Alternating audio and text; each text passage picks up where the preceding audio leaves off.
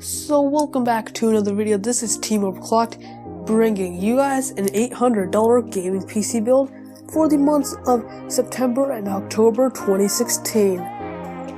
In terms of benchmarks, this will play all games at 1440p, high to ultra settings, and very decent frame rates, with some exceptions like The Witcher 3 and Crysis 3, but those are to be expected with any gaming PC. Even then, 1440p and max settings is a very good place to be, even though 1080p is still the most popular gaming resolution at the moment. So let's get into the build. For the CPU, the Intel Core i5-6500 for $200. This is a quad-core chip, which is really important these days since a lot of games really utilize all those cores.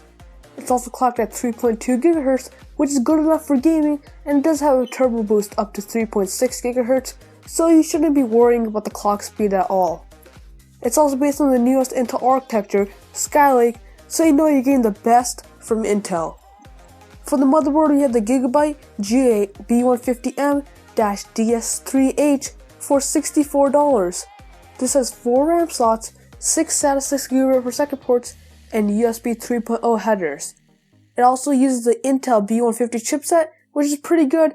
It does not support overclocking, which is not a mandatory feature, especially since we do not have a K-series i5. For the RAM, we have the G.Skill Aegis 8GB set for $34. This is a 1x8GB set clocked at 1600 MHz. It's upgradable to 16GB or 32GB in the future, since this is only one stick and 8GB is enough for gaming and some light video editing as well. For the SSD, we have the OCZ TRION 150 240GB drive for $66. This has enough storage for OS and a couple games, and this will definitely speed up system operation, especially if you put in most used files on this. For the hard drive, we have the Seagate Barracuda 1TB for $47. This spins at 7200 RPM, which is a standard for all mainstream hard drives. This will serve as a mass storage for the majority of games and media files on this PC. And I think 1TB should be enough for the majority of PC gamers, but if you do need more, you can always upgrade. For the GPU, we have the EVGA GTX 1060 SuperBiiz for $260. This is clocked at 1.61 GHz, has 6GB of GDDR5 VRAM, and a TDP of 120 watts. This should be able to max out most games at 1440p, which is a great place to be at, since the majority of the PC gaming market is slowly moving to 1440p as the hardware becomes cheaper.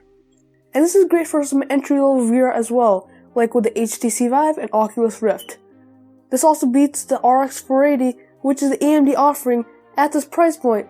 Like, it is slightly cheaper, but it should perform worse in the majority of games. For the case, we have the NZXT S340 for $67. This has lots of drive bays, a side panel window, and lots of routing holes to make cable management really easy. It also comes with a PLC shroud to give it a nice sleek look. It comes in black, white, black and red, and black and blue. The specific color we chose for this build is the black version.